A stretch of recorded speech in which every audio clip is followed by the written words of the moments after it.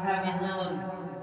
وقال النبي صلى الله عليه وسلم: اقرأ وارتقي ورتل كما كنت ترتل في الدنيا فإن منزلك عند آخر آية تقرأها، أو كما قال رسول الله صلى الله عليه وسلم.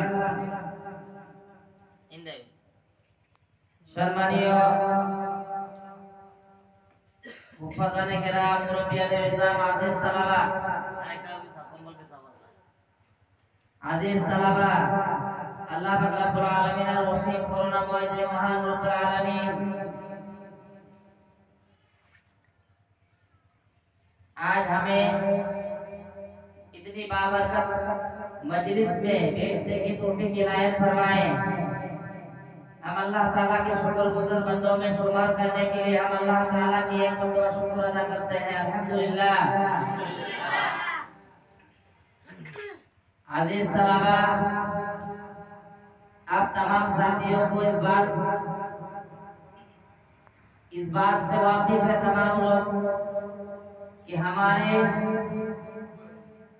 साल के शुरू से लेकर आखिर तक